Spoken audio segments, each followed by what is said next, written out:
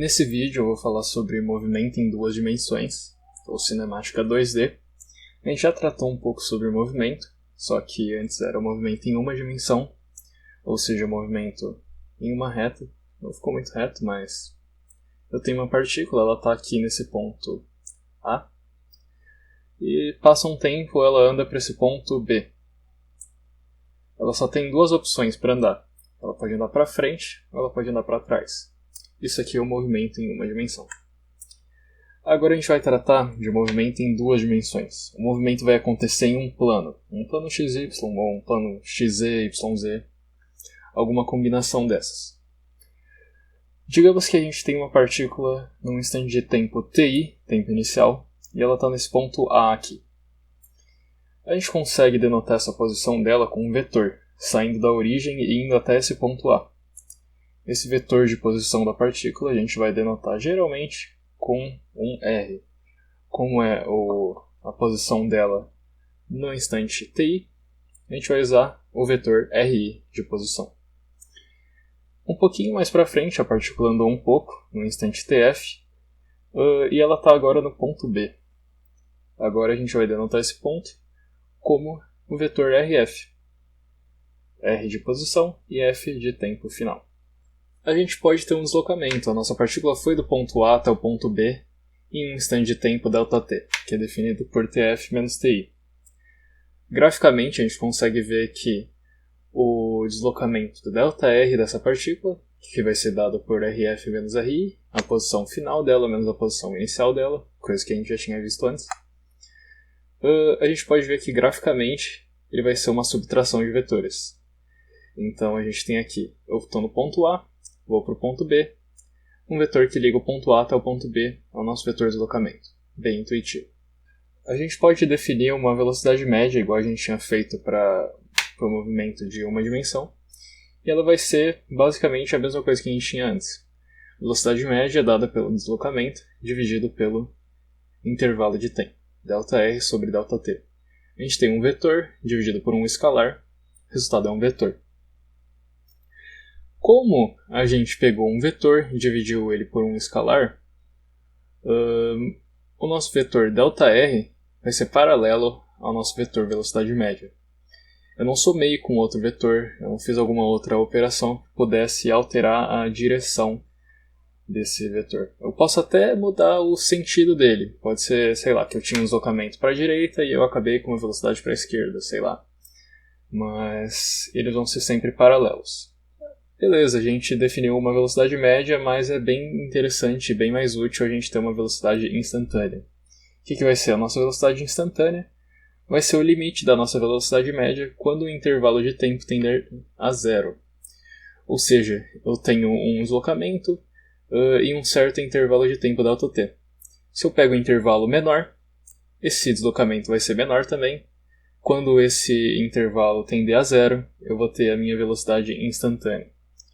Então a gente pode usar, a nossa velocidade média é dada por ΔE sobre ΔT, então esse limite aqui é igual a esse, e a gente consegue denotar isso aqui de uma maneira um pouco mais simplificada como dr dt, ou seja, a derivada da posição em relação ao tempo, a taxa de variação da posição em relação ao tempo. Beleza, vamos ver aqui graficamente como que a velocidade se comporta.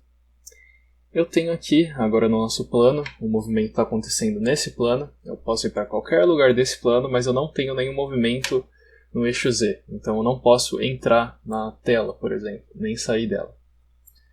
Beleza, eu tenho algum movimento aqui, isso aqui é a trajetória dele, ele está indo aqui, chega no ponto A, dá uma volta, passa pelo ponto B, depois a gente não sabe mais.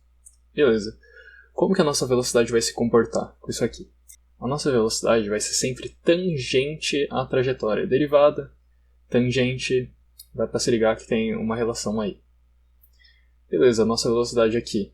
Eu estou andando mais ou menos para cá, então a minha velocidade também está apontando para essa direção. Aqui no ponto B, a minha partícula começa a descer, então a minha velocidade está apontando para essa direção. Graficamente, a gente também pode ver o nosso ΔV, que é a variação da velocidade. Eu estava no instante TI aqui com a velocidade VI, e no instante TF com uma velocidade VF. O que vai ser o meu ΔV? A minha variação da velocidade, ou seja, VF menos VI. Graficamente, a gente consegue fazer isso aqui. Eu pego a minha velocidade final, pego a minha velocidade inicial, conecto elas aqui pelo início do vetor e eu ligo da minha velocidade inicial até a minha velocidade final. Igual que a gente tinha feito com deslocamento. Eu tenho aqui uma posição RI, é um vetor. Eu tenho a minha posição aqui. Não ficou muito reto, mas tá bom. RF também é um vetor. De I até F, eu tenho o meu ΔR. É o mesmo princípio aqui para a nossa velocidade. Então beleza, a gente pode fazer isso aqui do jeito mais convencional, que seria o quê?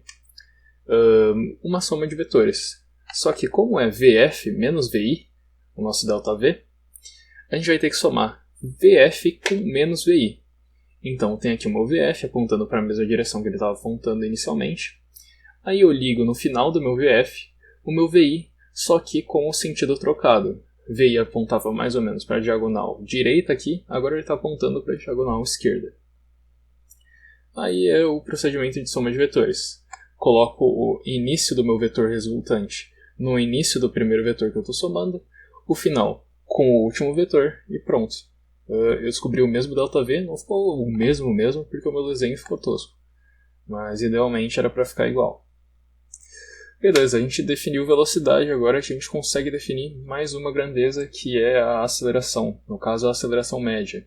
Também vai ser um vetor, e essa aceleração média vai ser igual a VF menos VI, ou seja, o ΔV, que a gente acabou de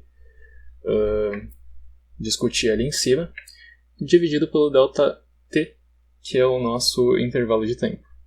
A gente tem novamente um vetor dividido por um escalar, o resultado vai ser um vetor ΔV sobre ΔT.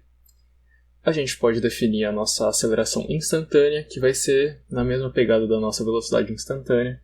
Eu pego a minha velocidade final menos velocidade inicial sobre TF menos TI, ou seja, a minha aceleração média. Eu faço o intervalo de tempo ΔT tender a zero. Limite disso aqui vai ser exatamente a minha aceleração instantânea, ou dvdt, a taxa de variação da velocidade em relação ao tempo, ou a derivada da velocidade em relação ao tempo. Bom, um caso específico que a gente tinha estudado bastante no movimento unidimensional era o caso em que o movimento tinha aceleração constante. Agora a gente está mexendo com o movimento em duas dimensões, então a aceleração constante significa o quê? Bom, para um vetor ser igual ao outro, ou seja, constante no tempo, ele tem que ter o mesmo módulo, a mesma direção e o mesmo sentido em todos os momentos. Então beleza, nesse primeiro caso aqui, a gente tem a aceleração igual a zero. Aqui eu tenho um instante inicial, a velocidade aqui apontando para a direita com certo tamanho, mais para frente a mesma velocidade, mais para frente, mesma velocidade, mesma direção, mesmo sentido. Por quê? Porque eu não tenho nenhuma aceleração. A aceleração é igual a zero, ela é constante. Nesse caso aqui é um pouquinho diferente. Digamos que eu tenha empurrado a minha bola um pouquinho no começo. Então ela adquiriu uma velocidade para cima. Só que ela já tinha essa velocidade aqui para a direita. O que vai acontecer? Eu empurrei ela e parei de mexer. Bom, num cenário ideal, a velocidade para cima dela e a velocidade para o lado continuariam constantes. Então eu tenho aqui um instante de tempo inicial, a velocidade dela para a direita e a velocidade dela para cima. Uma velocidade resultante seria a soma dessas duas aqui e ia estar apontando mais ou menos para a diagonal. Então o movimento dessa partícula vai ser aqui para a diagonal, exatamente como está acontecendo. Como essa velocidade aqui para cima é bem baixa, comparada a essa velocidade aqui horizontal, o meu movimento para cima vai ser bem menos notável do que esse movimento para a direita. Aqui a gente tem uma aceleração igual a zero, por quê? Porque a minha velocidade, tanto a vertical quanto a horizontal, permanecem as mesmas durante todo o intervalo de tempo que eu estou estudando isso aqui. Então a aceleração nesse caso também é igual a zero. O que a gente pode notar por essa análise que a gente acabou de fazer? Bom, a gente consegue dividir movimentos em duas dimensões em duas partes. O movimento vertical e o movimento horizontal. Qualquer influência que eu fizer no movimento vertical por exemplo, chutar uma bola, bom, digamos que idealmente, eu chutei uma bola perfeitamente para cima e ela já estava se movendo para a direita. O que vai acontecer? A velocidade da bola vai ser a soma dessas duas velocidades, então ela vai continuar se movendo para a direita com a mesma velocidade que ela estava se movendo, só que agora ela também vai se mover para cima. Uma alteração no movimento que está acontecendo no eixo Y não interfere o movimento que está acontecendo no eixo X. A gente consegue categorizar completamente o movimento de uma partícula se a gente tiver a função posição dela. A gente tinha dado num outro exemplo RI e RF como sendo os vetores posição. Agora eu tenho um vetor R, que é um vetor genérico. Aqui a gente vai ter a nossa notação de vetores, a notação com versores unitários. E aqui eu tenho um certo componente x na direção y versor, mais um certo componente y na direção j versor. A gente viu que a velocidade é o quê? A velocidade é a derivada desse cara aqui. É a derivada da posição em relação ao tempo. Como que a gente deriva esse vetor aqui? Bom, é bem simples, na verdade, é só derivar cada uma das componentes. Então isso aqui vai ser a derivada do componente em x, derivada de x em relação ao tempo na direção y, mais a derivada de y em relação ao tempo na direção j. Bom, a derivada de x em relação ao tempo a gente já viu, é a velocidade em x. E a derivada em y em relação ao tempo, a taxa de variação da posição em y em relação ao tempo, é a velocidade em y, só que na direção j agora. Beleza, a gente está estudando o caso em que a aceleração é constante, né? Então aquelas mesmas equações que a gente tinha deduzido antes para aceleração constante ainda valem. Aqui, o vovô ateu. A nossa velocidade em x é dada pela minha velocidade inicial em x, mais a minha aceleração de x, vezes o tempo que eu estou estudando no momento. Em y vai ser exatamente a mesma coisa. A minha velocidade em y vai ser a minha velocidade inicial, mais a minha aceleração em y, exclusivamente em y, vezes o tempo. Beleza, a gente viu que o nosso vetor velocidade, em função do tempo, ele é Vx na direção y, mais Vy na direção j. A gente acabou de achar Vx e Vy. Então, simplesmente substituir isso aqui nessa fórmula, a gente vai ter Vxi, que é a minha velocidade inicial em x, mais a minha aceleração em x vezes o tempo, na direção y, mais a minha velocidade inicial em y, mais a minha aceleração em y, vezes o tempo, na direção j. A gente consegue sintetizar um pouco isso aqui, deixando as duas velocidades juntas, a minha velocidade em x na direção y versor, mais a minha velocidade em y na direção j versor. E faltou as acelerações, então é só somar a aceleração em x na direção y versor, mais a minha aceleração y em j versor. Isso aqui multiplicado pelo tempo, porque senão a unidade não bate. Mas vamos ver o que a gente tem aqui. A gente tem uma velocidade somada com uma outra. As duas são vetores. Então, isso aqui é a minha velocidade inicial completa. Eu tenho a minha velocidade inicial em x, mais a minha velocidade inicial em y. Isso aqui é o meu vetor velocidade inicial. A mesma coisa aqui. A gente tem uma aceleração em x, mais uma aceleração em y. Isso aqui tudo multiplicado por t. Bom, isso aqui é o meu vetor da aceleração. Então, a nossa velocidade vetorial agora em duas dimensões vai ser o quê? A minha velocidade inicial, vetorial, mais a minha aceleração, que é constante, vetorial, multiplicado pelo tempo. Exatamente a mesma fórmula que a gente tinha agora, só que eu coloquei a setinha do vetor em cima. A gente consegue fazer as mesmas coisas para a minha fórmula da posição. A gente tinha lá o nosso sorvetão, né? A minha posição final é igual à minha posição inicial, mais a minha velocidade inicial em x, no caso, mais a minha aceleração em x dividido por 2 vezes o tempo ao quadrado, a mesma coisa em y, só que eu troco x por y. Beleza. A gente tinha visto que o nosso vetor posição é o que? A minha posição em x mais a minha posição em y. Beleza, a gente acabou de descobrir o x e acabou de descobrir o y. Só colocar isso aqui na fórmula. Então eu vou ter meu sorvetão em x na direção y versor, mais o meu sorvetão em y na direção j versor. A gente consegue fazer aquela mesma coisa que a gente fez de sintetizar, juntar tudo que é parecido. Então a gente vai ter a minha posição em x mais a minha posição em y, mais a minha velocidade em x mais a minha velocidade em y multiplicado pelo tempo. Aí eu coloquei esse meio em evidência nas acelerações. Isso aqui tudo multiplicando a soma das minhas acelerações vezes o tempo. E isso aqui faltou um I versor e J versor. Isso aqui tudo multiplicado pelo tempo ao quadrado. Isso aqui é a nossa posição vetorial. R, I, só que é um vetor. Isso aqui é uma soma de velocidades vetorial, vezes o tempo. Isso aqui é exatamente o que a gente tinha visto antes. Então isso aqui é a minha velocidade inicial vetorial, vezes o tempo, mais, eu tenho uma soma de acelerações, ela é constante, então isso aqui é a minha aceleração vetorial. Só que está multiplicado por meio, vezes t ao quadrado. Então o nosso sorvetão vetorial é exatamente igual ao nosso sorvetão normal, só que eu coloquei uma setinha em cima e troquei a letra de x ou y para r. Exatamente a mesma coisa. Aqui a gente tem as duas equações que a gente acabou de descobrir, tanto a minha velocidade vetorial quanto a minha posição vetorial. Eu só omiti aqui o em função do tempo para não carregar muita anotação. Beleza. De onde surgiram essas equações aqui, tanto a da velocidade quanto a da posição? Elas surgiram das versões em eixos específicos, tanto a versão do eixo x quanto a versão do eixo y.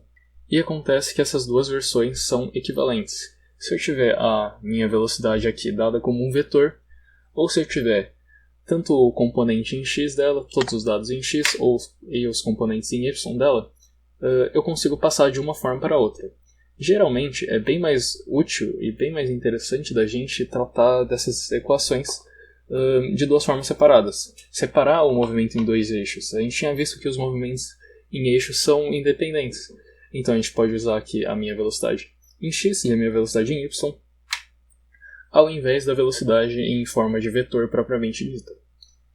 Meu movimento vai ser uma sobreposição desses dois movimentos separados. A mesma coisa aqui para a minha fórmula da posição. Eu tenho aqui a minha posição em x, a minha posição em y. Eu tendo essas duas, eu consigo passar para vetorial e vice-versa. Aqui um exemplo.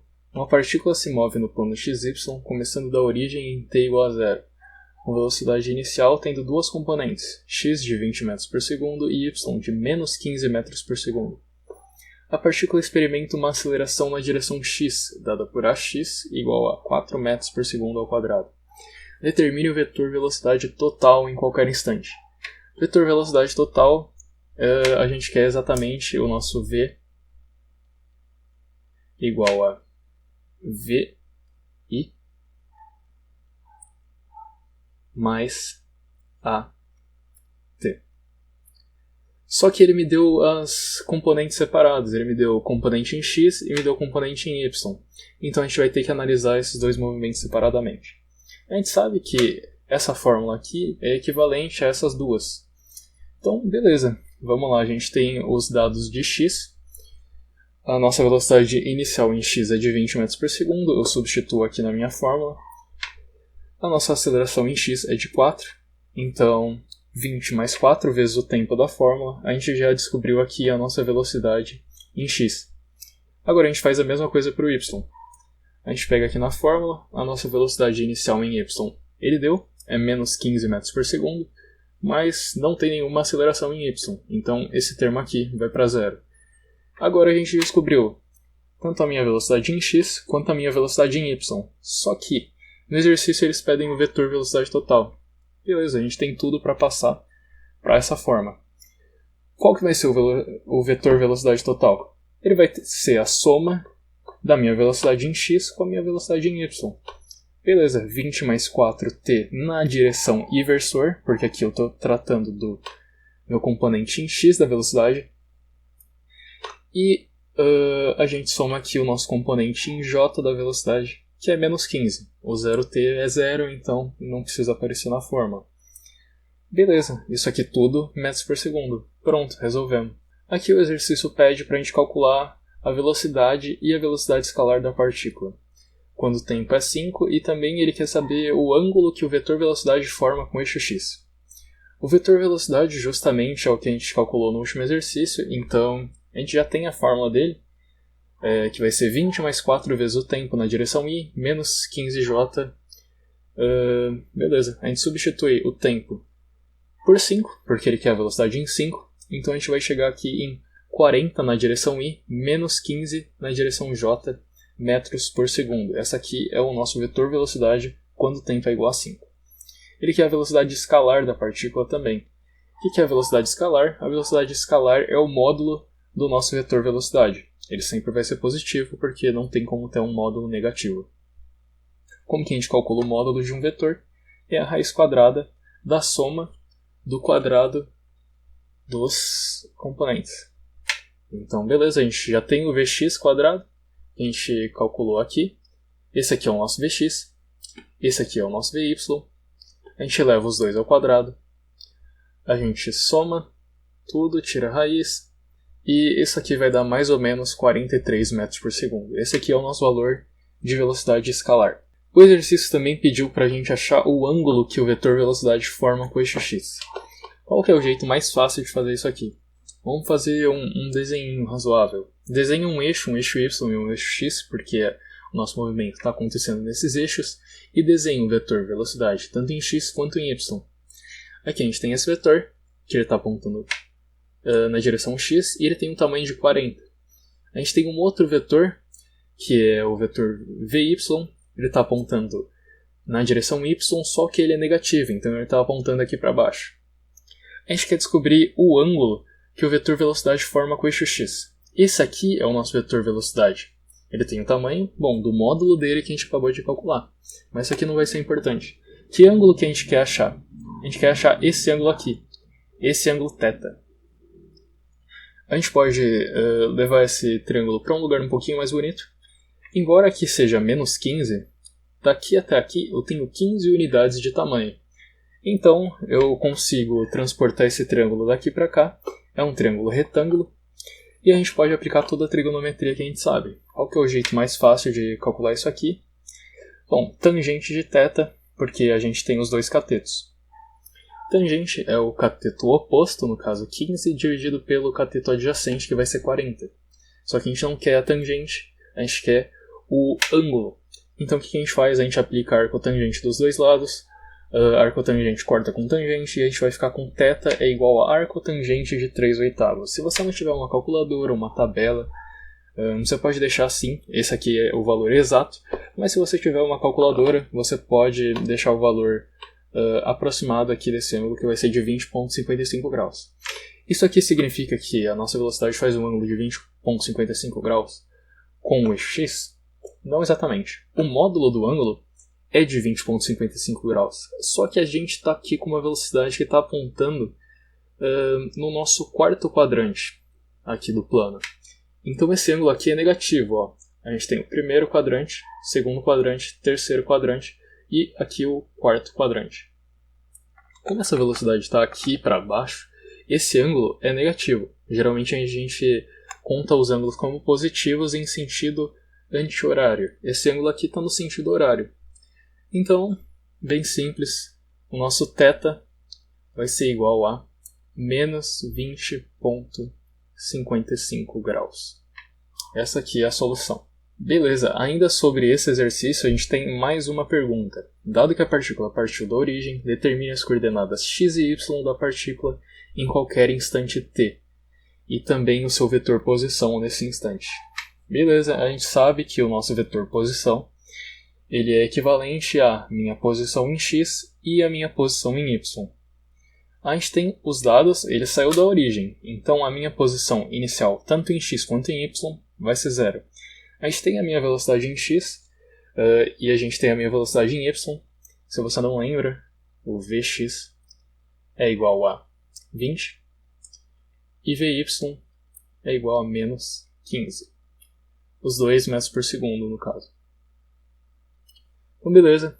A gente também tem a aceleração em x, que é igual a 4 metros por segundo ao quadrado. Beleza, a gente tem tudo para resolver isso aqui agora. A nossa posição é 0, a nossa velocidade em x é 20, tempo é a incógnita, isso aqui é uma função, mais meio da aceleração em x, 4 metros por segundo, vezes o tempo ao quadrado da fórmula. Se a gente realizar todas essas contas aqui, a nossa posição em x é igual a 20t mais 2t ao quadrado. Aqui a gente faz a mesma coisa com y. A minha posição em y é 0. A nossa velocidade em y, velocidade inicial no caso, é igual a menos 15. O tempo da fórmula mais meio vezes a aceleração que não tem. Zera tudo esse termo, então a minha posição em y é dada por menos 15 vezes o tempo. Ou seja, menos a velocidade inicial dela vezes o tempo que passou. A gente sabe que a nossa posição é dada pelo meu componente em x mais o meu componente em y. A gente descobriu os dois. Então, 20t mais 2t ao quadrado, que é o que a gente tinha descoberto aqui, na direção inversor, porque é o eixo x. E a gente soma o nosso componente em y, na direção j. Isso aqui vai dar menos 15t. Então, menos 15t na direção j, isso aqui tudo metros. Pronto, descobrimos o nosso vetor posição para qualquer instante de tempo. Uma parte bem importante do movimento em duas dimensões para a gente estudar é o movimento de projéteis. O que seria um projétil? Bom, eu estou aqui em algum lugar, eu jogo, sei lá, uma bolinha, um projétil no caso, e ele vai fazer uma certa trajetória. Para modelar essa trajetória, a gente vai considerar algumas coisas. A resistência do ar é desprezível e a trajetória é parabólica. Um pouquinho mais para frente a gente vai ver por que essa trajetória é parabólica. Então, vamos lá. A única aceleração que a gente tem nesse movimento é a aceleração da gravidade.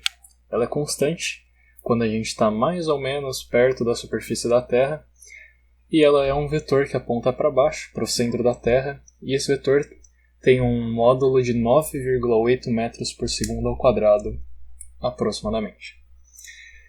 Como ela aponta só para baixo, puramente na direção y, a gente só tem aceleração em y, e a nossa aceleração em y é igual a menos g, menos porque ela está apontando para baixo e o nosso referencial positivo é para cima. A nossa aceleração em x vai ser 0, porque a gente não tem nenhuma. E vamos analisar mais matematicamente esse movimento aqui. Vamos ver. Eu joguei aqui um projétil e ele está com uma certa velocidade inicial, que é dada por esse vetor verde aqui. E esse vetor faz um ângulo θi com a horizontal. Bom, como isso aqui é um vetor, a gente consegue decompor ele em duas componentes. A componente y e a componente x. Vamos ver, isso aqui é um triângulo retângulo, então a gente pode aplicar as nossas fórmulas de trigonometria. Cosseno é o cateto adjacente, no caso vxi, sobre a hipotenusa, que é o módulo disso aqui, ou seja, módulo de vi, e o seno vai ser o cateto oposto, que é vyi, sobre a hipotenusa, que é o módulo desse vetor. Beleza, eu tenho aqui essas duas fórmulas. Vamos isolar a minha velocidade inicial em x e a minha velocidade inicial em y. Aí a gente vai ter que a nossa velocidade inicial em x é igual ao módulo de vi vezes o cosseno de θi. E a gente vai ter que a nossa velocidade inicial em y é igual ao módulo de vi vezes o seno de θi. A minha velocidade, em qualquer momento desse movimento, pode ser decomposta por essa regra aqui. Cosseno do ângulo que a velocidade faz com a horizontal naquele momento, multiplicado pelo módulo dela, vai ser o Vx, e o seno do ângulo multiplicado pelo módulo da velocidade naquele momento vai ser o meu Vy. Aqui a gente está estudando um ponto inicial. Por quê? Porque, como eu não tenho nenhuma aceleração em x, a minha velocidade em x vai ser constante. Então isso aqui, Vxi, é igual ao módulo de Vi vezes o cosseno θi. Isso aqui é verdade para todo o movimento. Já isso aqui não. Outra coisa que a gente pode ver também é que aqui a gente tem um vetor da velocidade inicial em y com um certo tamanho razoavelmente grande. Aqui ele diminui um pouco aqui no ponto mais alto da trajetória ele vira zero, ele começa a diminuir, diminui mais ainda, até chegar no chão. Por que isso acontece? A gente tem uma velocidade inicial aqui para cima, e o que altera a velocidade? A aceleração. A nossa aceleração em y é justamente menos a gravidade. Ou seja, a gente tem uma aceleração que está querendo crescer essa velocidade aqui, só que para o sentido negativo. Por isso que depois do centro da trajetória, aqui no ponto mais alto dela, a velocidade começa a aumentar, só que ela começa a aumentar para o sentido negativo. Outra coisa, como é que eu sei que aqui nesse ponto a velocidade é zero e esse é o ponto mais alto da trajetória? A velocidade em y é zero no caso. Bom, vamos pensar que a velocidade em y não fosse em zero. Se a velocidade em y não fosse em zero, a minha partícula ia estar subindo.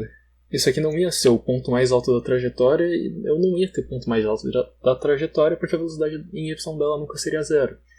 Então, para a gente não entrar em contradição, obrigatoriamente no ponto mais alto da trajetória de uma partícula, a velocidade em y dela é igual a zero. E a minha velocidade em x, a minha velocidade inicial em x, está aqui com um certo tamanho. Aqui ela está com o mesmo tamanho. Aqui no ponto mais alto da trajetória, onde a minha velocidade em y é zero, a minha velocidade em x também está do mesmo tamanho e do mesmo tamanho aqui. Como eu não tenho aceleração em x, a minha velocidade em x vai ser constante durante toda a trajetória. Então, beleza. A nossa velocidade em x é constante e ela vai ser igual à nossa velocidade inicial em x. Já com a nossa velocidade em y, a gente tem que fazer um outro caminho para definir ela certinho. Nossa velocidade em y, aquela mesma fórmula que a gente tinha antes, é igual à nossa velocidade inicial mais a aceleração em y vezes o tempo. Beleza. A gente descobriu VYI aqui em cima. VYI é igual ao módulo de VI vezes o seno de θi. Aqui eu abandono essa notação de módulo para não carregar muito a notação. Então beleza, a gente vai ter que VY a qualquer momento do nosso movimento vai ser igual ao módulo da minha velocidade inicial vezes o seno do ângulo inicial. Isso aqui tudo menos a gravidade vezes o tempo, porque a gravidade com o sinal trocado é igual à minha aceleração. A minha posição em x vai ser o quê? Vai ser a minha posição inicial mais a minha velocidade inicial em x vezes o tempo, velocidade inicial em x, que a gente calculou aqui, que é o módulo da minha velocidade inicial vezes o cosseno do ângulo inicial, isso aqui vezes o tempo, mais a aceleração multiplicada por 2 vezes o tempo ao quadrado. Essa aceleração aqui é zero. Então a gente ignora esse termo, e em um movimento de projéteis, a nossa posição em x desse projétil vai ser dada por quê? A nossa posição vai ser igual à posição inicial mais VI cosseno de θi vezes o tempo. Para y vai ser praticamente a mesma coisa, só que a diferença é que agora a gente tem uma aceleração em y. Essa aceleração em y é menos g.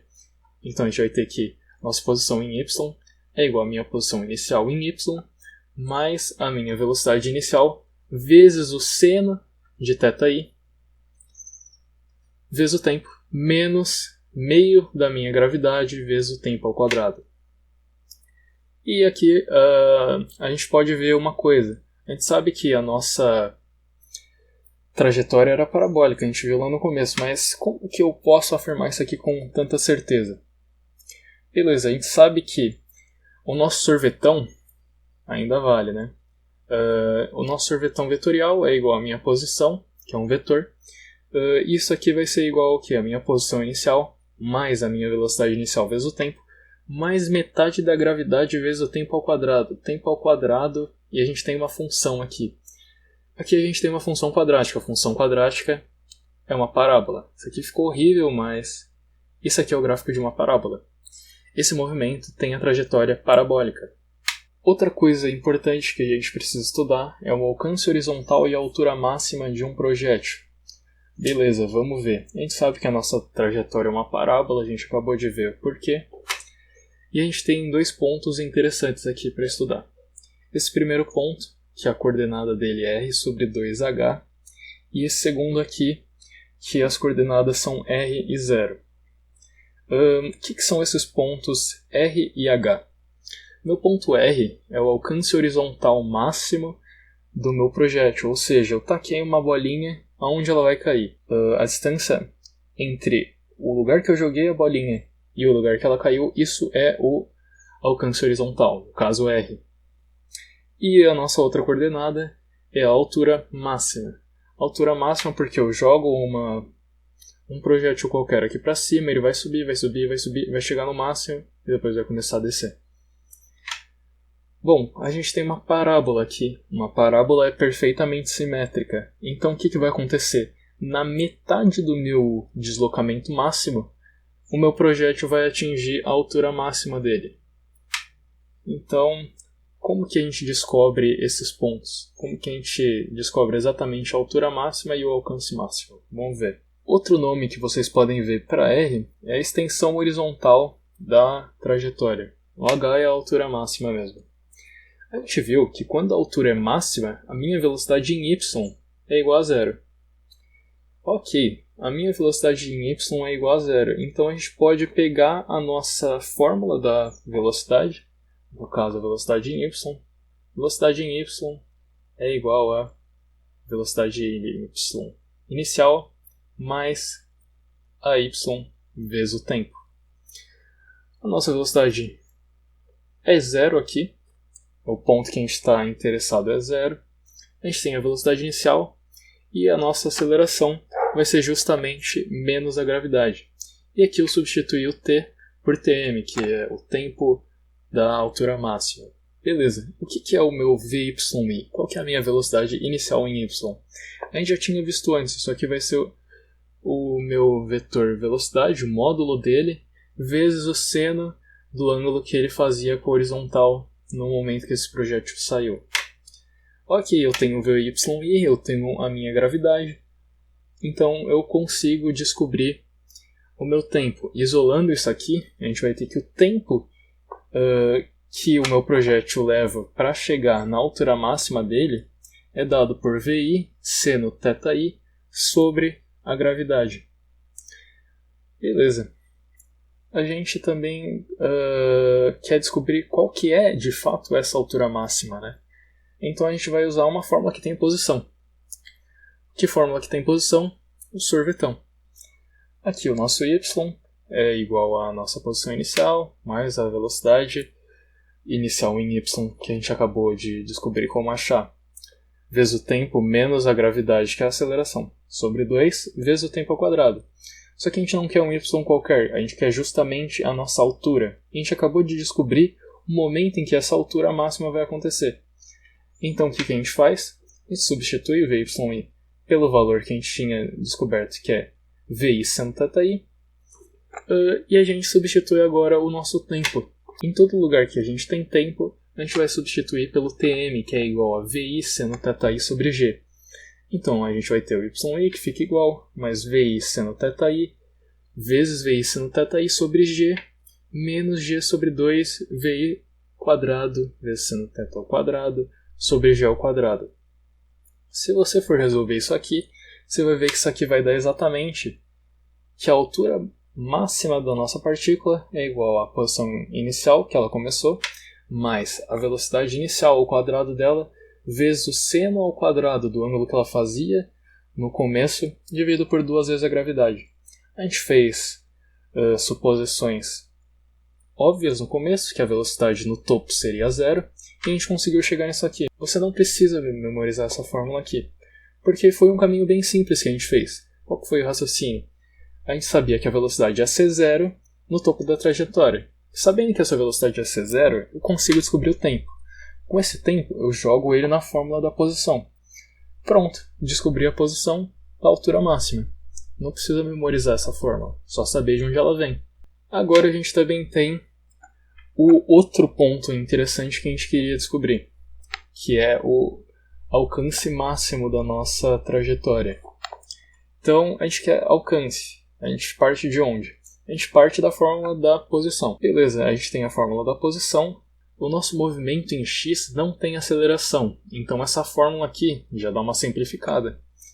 A gente tem outra coisa que a gente precisa saber, que a nossa velocidade inicial em x é o quê?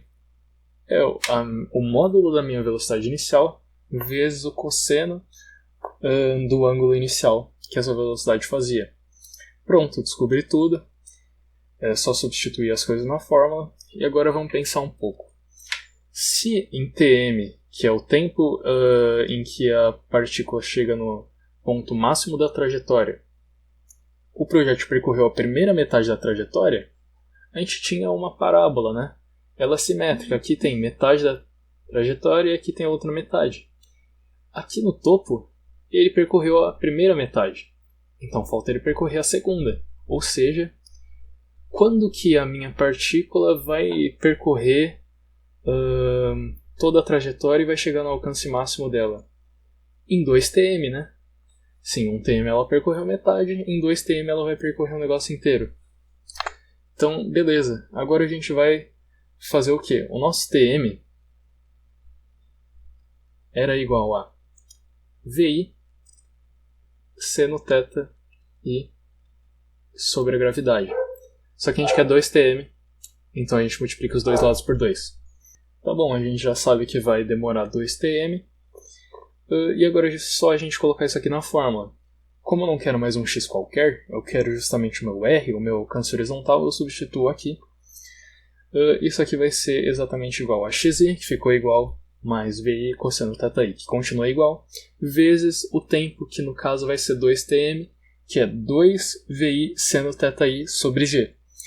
E a gente chega nessa fórmula aqui, que o meu alcance horizontal máximo é igual a xi mais 2vi quadrado seno θi vezes cosseno θi sobre g.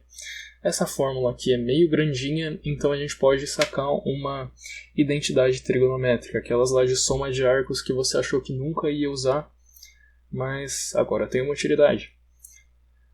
Seno de 2θ é igual a 2 seno θ cosseno θ. Isso aqui é uma das identidades de arco duplo. Só que a gente tem 2 vezes seno de θi vezes cosseno de θi. Então a gente consegue sintetizar isso aqui e deixar seno de 2θi. Então o nosso alcance horizontal máximo vai ser o quê? Igual a minha posição inicial mais a minha velocidade inicial ao quadrado vezes o seno de 2θi sobre g. Agora uma pergunta, quando que esse alcance horizontal é máximo? Bom, a gente tem o quê? Uma constante, a minha posição inicial não varia. A gente tem a minha velocidade inicial, que não varia também. A gente tem a gravidade, que não varia. E a gente tem um único parâmetro que a gente pode mexer aqui, que é esse θi. O que a gente pode fazer para isso aqui virar máximo? Qual que é o valor máximo do seno? É quando o seno é 90 graus, né? Isso aqui vai dar 1. Como a gente faz para isso aqui virar 90? Bom, 2 vezes θi igual a 90. Bom, θi tem que ser igual a 45. Ou seja, se eu jogar alguma coisa com um ângulo de 45 graus, o alcance horizontal daquela coisa vai ser máximo. Vamos fazer um exemplo aqui. Uma pedra lançada para cima do topo de um edifício a um ângulo de 30 graus horizontal, com velocidade escalar inicial de 20 metros por segundo, como mostra essa figura aqui. A altura de onde a pedra é lançada é de 45 metros acima do solo. Quanto tempo leva para a pedra atingir o solo? Então, o que a gente quer descobrir? Alguém jogou uma pedra, não deveria ter jogado, não joguem pedras, ainda mais em cima de prédios. De preferência, não subam em prédios também. Joguei uma pedra aqui, ela chegou no ponto máximo dela, não é importante pra gente, o exercício não pediu isso, e ela começou a cair. Onde ela vai cair e quando ela vai cair? Num primeiro momento o exercício pergunta pra gente quanto tempo leva para ela atingir o solo. Então, vamos lá, né? Quando que a pedra vai atingir o solo? Quando a altura dela for igual a 0, né? A posição inicial dela era 45. Quando ela atinge o solo, quando essa posição é 0. A gente quer descobrir esse ponto. Então, a gente vai se concentrar agora na nossa velocidade em y, porque a gente está querendo saber do movimento em y também. Então, vamos lá. A gente tem dado aqui que a nossa velocidade inicial escalar, ou seja, o módulo desse vetor aqui, é igual a 20. E a gente sabe que esse ângulo θi é igual a 30. Então a gente pode montar esse triângulo retângulo aqui e a gente pode descobrir tanto a nossa velocidade em y quanto a nossa velocidade em x. Beleza, a gente tem aqui que seno é o cateto oposto sobre a hipotenusa. A gente só não tem o cateto oposto, isola isso aqui. Seno de 30 é meio, meio vezes 20, velocidade inicial em y é 10 metros por segundo. A gente também sabe que a nossa aceleração em y é igual a menos a gravidade, menos 9,8 metros por segundo ao quadrado. A gente tem tudo para descobrir o nosso tempo. A gente tem a posição, a gente tem a velocidade e a gente tem a aceleração. A gente quer descobrir o tempo. Vamos colocar isso aqui tudo no nosso sorvetão. A gente vai cair aqui, depois de colocar todos os dados no sorvetão, nessa equação. Isso aqui é uma equação de segundo grau. A gente pode resolver isso aqui por Bhaskara, ou por soma e produto, ou sei lá, completar quadrado, Wolfram Alpha, GeoGebra, do jeito que você preferir. Como é uma equação de segundo grau, isso aqui vai dar dois valores. O primeiro valor vai ser 4,22 segundos, porque a gente está descobrindo o tempo, e o segundo valor é menos 2,18 segundos. Então isso aqui significa que a minha pedra chegou no chão antes mesmo de eu ter jogado? Não faz muito sentido, né? Então a gente vai descartar esse valor aqui. O valor interessante pra gente é esse T1 aqui. A nossa pedra vai cair 4,22 segundos depois de ter sido jogada. Essa aqui é a solução para a primeira parte do exercício. Qual é a velocidade da pedra imediatamente antes de atingir o solo? Bom, o que é a velocidade imediatamente antes de atingir o solo? Eu tenho a minha pedra caindo, tá caindo. Chegou aqui no chão. Um instante infinitesimal antes dela cair aqui no chão, eu vou medir a velocidade dela e essa é a velocidade dela imediatamente antes de atingir o solo. Beleza, a gente sabe que a nossa velocidade é um vetor e ela é a soma da minha velocidade em x na direção y versor mais a minha velocidade y em j versor. Beleza, eu sei calcular esse aqui e eu sei calcular esse aqui. Isso aqui vai ser o quê? Bom, eu não tenho nenhuma aceleração no eixo x. No movimento de projéteis a gente só tem aceleração no eixo y. Então essa aceleração aqui, como ela não existe, vai deixar a velocidade constante. E a minha velocidade em x é constante, e a gente sabe calcular isso. É o módulo da minha velocidade inicial vezes o cosseno de θ. A gente tem o θ e a gente tem o módulo da velocidade inicial. Então a gente consegue calcular isso aqui.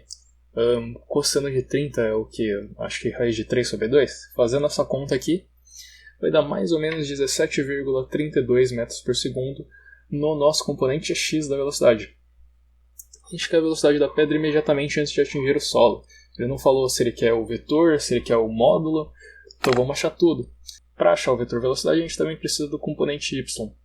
Então vamos lá. O que é a velocidade em y?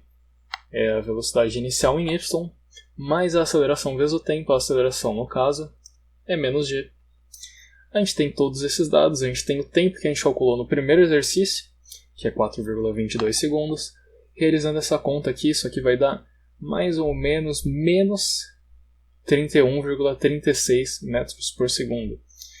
Então a minha velocidade em y é negativa, o que faz sentido, né? A minha pedra está caindo, a velocidade dela tem que ser para baixo. Até aí tudo certo. A gente tem o meu componente em x, a gente tem o meu componente em y, a gente tem como achar o vetor. O vetor é o meu componente em x na direção y versor, mais o meu componente em y, que é negativo, na direção j versor. Pronto, descobrimos o vetor velocidade logo antes de cair. Isso aqui tudo é metros por segundo, né, velocidade. Mas e se ele tivesse pedido no enunciado, ao invés desse vetor aqui, a velocidade em módulo? Bom, a gente sabe calcular um módulo de um vetor. É o quadrado dos componentes somados. E depois a gente taca a raiz. Taca a raiz nisso aqui, quadrado do primeiro mais quadrado do segundo. Isso aqui vai dar mais ou menos 35,82 metros por segundo. Uma esquiadora salta de uma pista movendo-se na direção horizontal com velocidade de 25 metros por segundo, como mostrado nessa bela figura. A inclinação da pista abaixo dela é de 35 graus. Aqui. Onde ela vai pousar? Bom, vamos analisar isso aqui primeiro. A gente tem aqui esse ângulo de 35 graus. Se eu fosse traçar aqui essa reta, se eu fosse alongar ela até aqui e eu completasse esse triângulo, eu teria dois triângulos semelhantes. E então eu consigo afirmar com toda certeza que esse ângulo aqui também é φ. Então, bom, já descobri um dos ângulos desse triângulo aqui da minha figura. Eu quero descobrir essa distância aqui que a minha esquiadora percorreu enquanto ela pulava. Para facilitar, a gente vai falar que a esquiadora saltou da origem. Então esse aqui é o ponto 00. Isso aqui vai facilitar as nossas contas. A gente tinha visto que a velocidade dela é horizontal. Se é horizontal, ela só tem um componente Vx da velocidade. Vy é igual a 0. Então a gente já tem a nossa velocidade inicial em x e a nossa velocidade inicial em y. Ok, a gente quer descobrir a posição, né? Com posição, o que é saltamente? Sorvetão. Ok, a gente pega aqui a nossa fórmula do sorvetão. Como a esquiadora saltou da origem, a minha posição inicial é 0. A gente tem a minha velocidade inicial em x, que foi dada aqui. E a nossa aceleração em x, como a gente está considerando ela como um projétil, vai ser 0 também. Então essa equação aqui vai se reduzir para x igual a vxi vezes o tempo. A gente tem vxi. Então, nosso x, aqui eu botei xf, mas tanto faz, é igual a 25, que é a velocidade dela, vezes o tempo. Agora vamos analisar a posição em y dela. Bom, é o nosso sorvetão em y. Isso aqui, a nossa posição inicial é 0, porque ela sai da origem. A nossa velocidade inicial também é 0. A gente viu ali em cima. Só que a gente tem uma aceleração agora. A nossa aceleração vai ser igual a menos a gravidade. Então a minha fórmula aqui para a posição em y é igual a menos 4,9 tempo ao quadrado. Olhando aqui, a gente consegue ver um triângulo, né? A gente tem um triângulo retângulo e a gente pode ver que, se eu fizer aqui um cosseno de φ vai ser igual ao cateto adjacente sobre a hipotenusa, então o cateto adjacente vai ser igual a hipotenusa vezes cosseno. Então a gente tem que a minha posição em x vai ser igual a d vezes cosseno de φ aqui. E a gente consegue fazer a mesma coisa com y. Só que a gente vai ter que usar o seno. Aqui o seno é o cateto oposto sobre a hipotenusa. Eu isolo o cateto oposto, que é o y. Isso aqui vai ficar que y é igual a d vezes seno φ. Só que a minha esquiadora está caindo, né? A gravidade puxa ela para baixo, ela não vai sair voando. Então esse y vai ser menos d seno φ. A gente sabe quanto é o φ e a gente quer descobrir o d, que é a distância que ela correu. A gente tem aqui então que x é igual a d cosseno φ e y é igual a menos d seno φ. Mas a gente também tem que x é igual a 25 vezes o tempo e que y é igual a menos 4,9 tempo ao quadrado. Então a gente consegue igualar essas equações, d cosseno φ com 25t e menos d seno φ com menos 4,9t ao quadrado. A gente tem aqui um sistema com duas equações e duas incógnitas, d e t. A gente não está interessado com o t, ele pediu a distância para a gente. Então a gente vai dar os nossos pulos para resolver esse sistema. Você pode, resolver isso aqui com matriz, se você quiser, tacar no Wolfram Alpha da vida, mas a gente vai resolver isso aqui na moralzinha. Vamos pegar essa primeira equação e vamos isolar o tempo. Só passar o 25 dividindo para o outro lado. Esse menos com esse menos aqui corta. Então, vamos lá. A gente vai pegar essa equação agora e vai substituir o tempo que a gente achou isolando nessa primeira equação. Agora a gente tem uma equação com uma única incógnita, d. Então, esse d aqui vai cortar com esse d ao quadrado. Aí a gente vai ter que seno φ é igual a 4,9 vezes d vezes cosseno ao quadrado, dividido por 25 ao quadrado, que é 625. A gente isola o d agora, e o nosso d vai ser igual a 109 metros. Ok, a gente descobriu o que o exercício pediu em partes. Ele pediu onde ela vai pousar. A gente descobriu quanto que ela andou. Só que a gente viu aqui que x é igual a d cosseno φ, certo? E y é igual a menos d seno φ. A gente acabou de descobrir o d e a gente tem φ. A gente tem tudo para descobrir o x e y. X a gente vai multiplicar 109 vezes cosseno de 35 graus, vai dar 89,3 metros. Y vai dar um valor negativo, porque a nossa esquiadora desceu e a gente resolveu esse exercício. E era isso por hoje. Espero que vocês tenham gostado e obrigado para quem assistiu até agora.